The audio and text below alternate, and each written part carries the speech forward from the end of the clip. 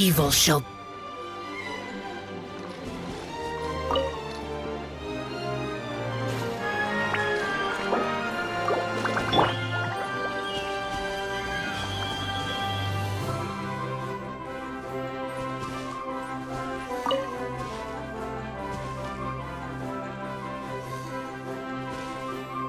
Another one in the bag! That sure was rough.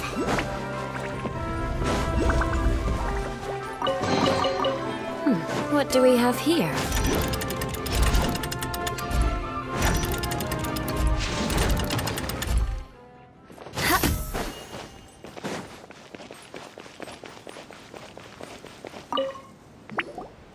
How are you doing? Found them all? Wow. You guys are efficient. Now let's go hang them up in the sky.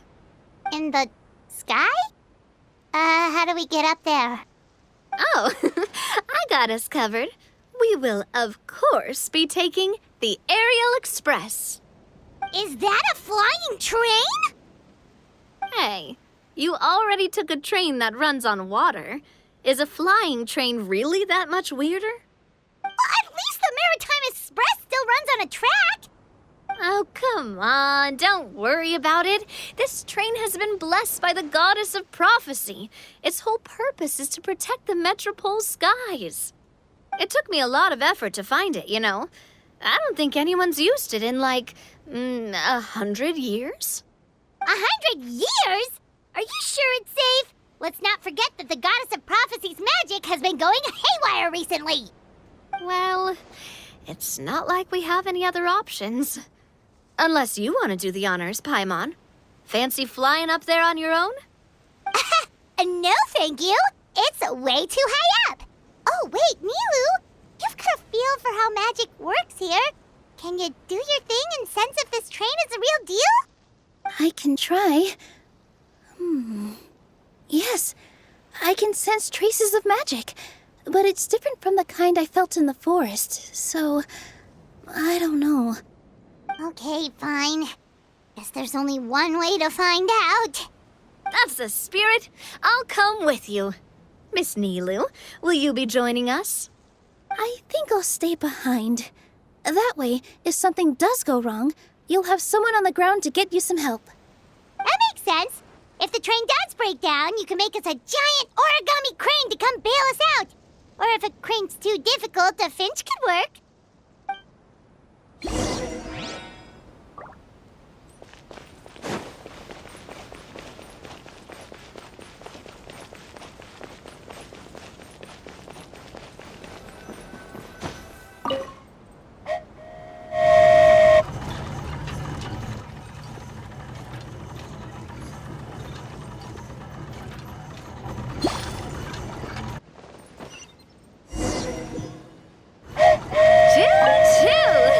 Aerial Express moving out. Whoa, it really is flying! What an amazing feeling. I've never been on a flying train before. Neither have we.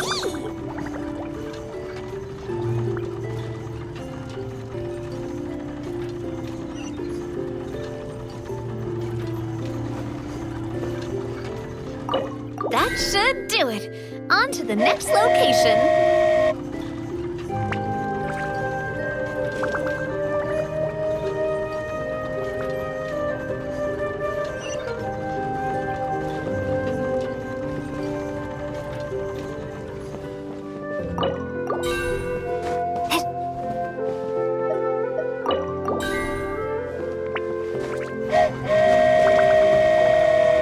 We're so high up. Don't look down. Don't look down. Oh, hang in there, Paimon. The hard part's nearly over. After that, it's downhill all the way. Don't say downhill all the way! That is the last thing Paimon wants to hear!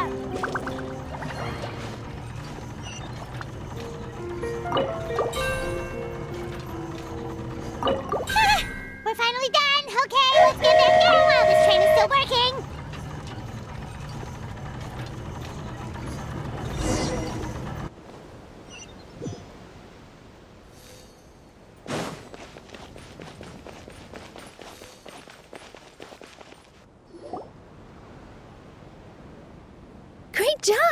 It looked like it all went smoothly. Yeah, and it was an absolute blast, too. You gotta ride with us next time, Miss Nilu. Huh?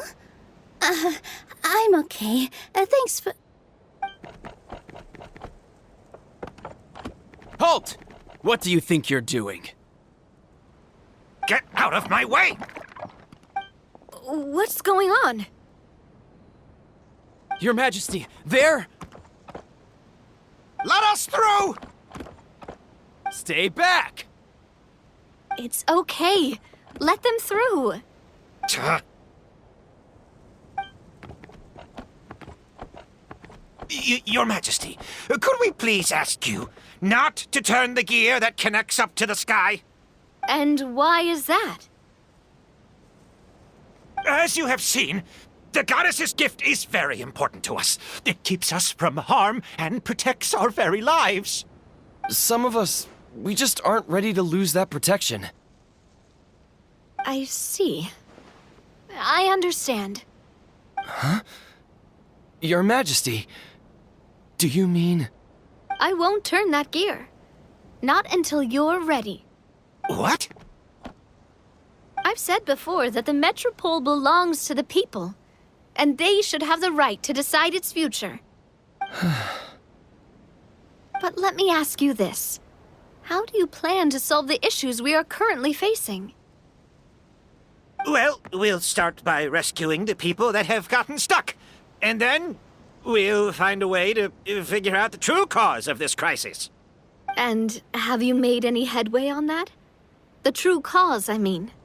Unfortunately not. Hey, you little... I'm sorry, my friend, but it's the truth. You have friends and family that have been affected, don't you? That have gotten stuck?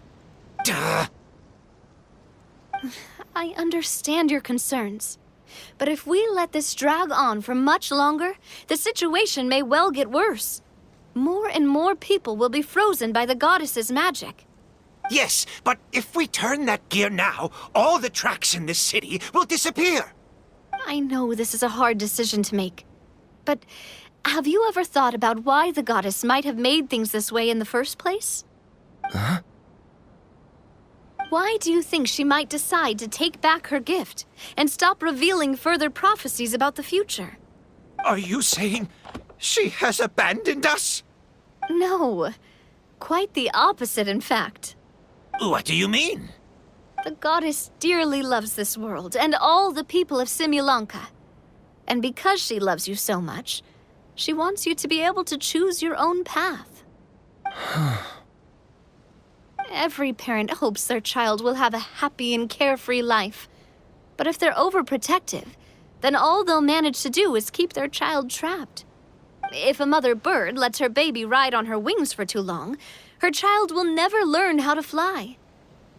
Perhaps the goddess of prophecy has always known that one day she'll have to let go. Children can only become independent if they're allowed to form their own opinions, make their own decisions, and deal with the consequences on their own. Only then will they be able to continue their journey alone, even after their parents are gone. But we've relied on the goddess's protection for so long.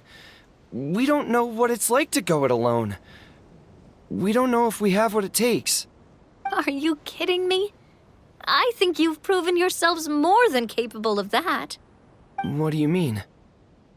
You made a call in a time of crisis, and you've come all this way to talk to me. Even the guards couldn't stop you. That must have taken a lot of courage. But we only did it because we were scared. Why you set out on the journey doesn't matter. What matters is that you've proven you can choose your own path. My friend, I fear our king is right. It is time for us to face our fears. What? But we... We can't go on living like this. Living in fear. Look at what it's driven you to do. You threw away a star personally created by the goddess of prophecy herself. You once revered her more than any of us. And I think the king is right. She hasn't abandoned us. So, Why don't we put our trust in her one more time? I don't care anymore. Do what you want. Aw, he laughed. I'm sorry about my friend. That's just how he is. Always had a terrible temper. Please accept my apology for his impudent behavior. Is it just me, or has he accepted the goddess's prophecy? I think so. Not that you'll ever hear him admit it out loud. Your Majesty, please turn the gear that connects up to the sky. So, you've made up your mind? About giving up the goddess's gift? Yes, I've made up my mind. But maybe losing the gift isn't what this is about anymore. Because we've gained something too. You have given us courage. Well said. I am proud of your decision. Now, gather around, everyone, and join me as we make the night sky of this wonderful city turn once more.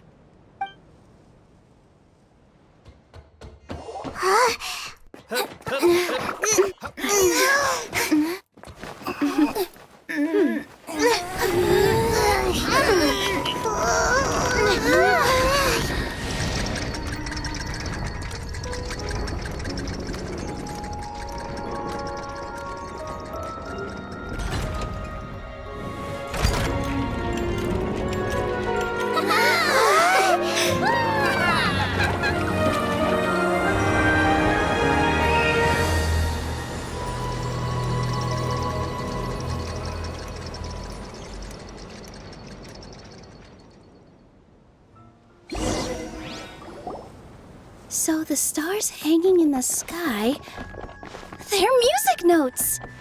This entire metropole is a huge music box! That's incredible! How do you feel? A little scared and uncertain. But for some reason, I feel a lot more at ease.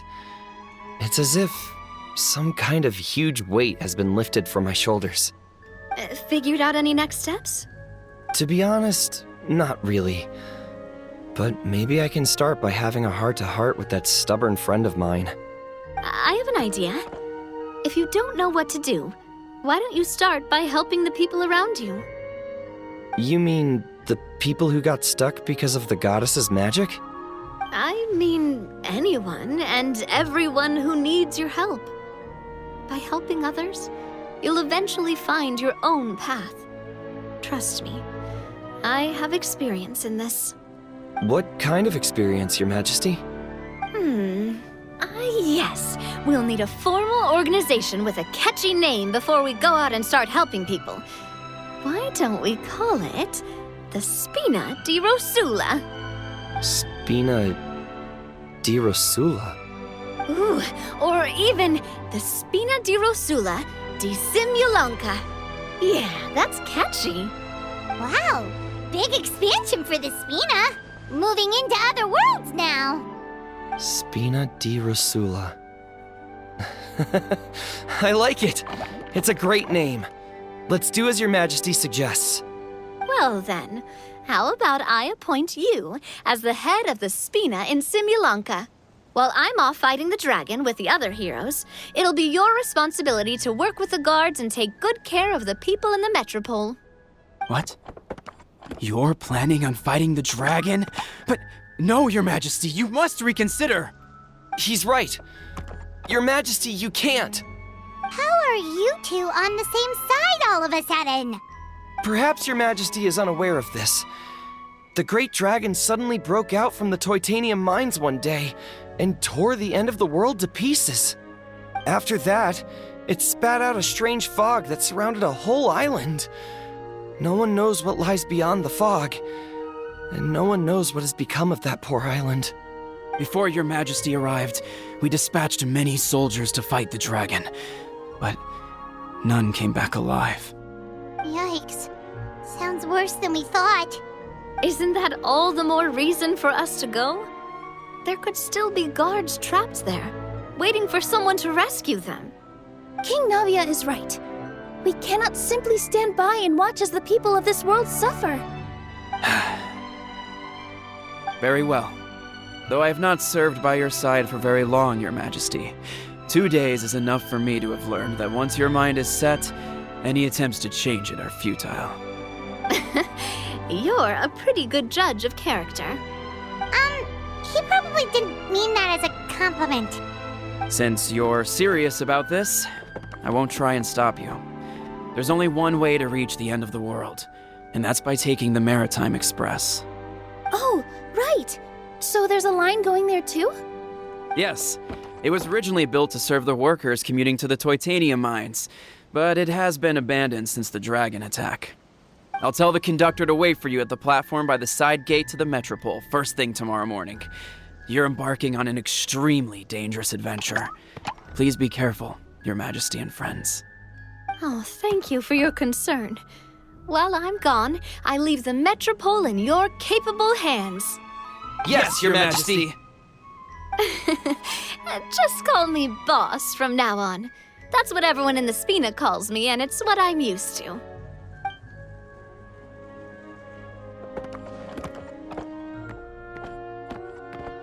So, the plan for tomorrow is journey across the ocean, make it to the end of the world, and defeat a dragon.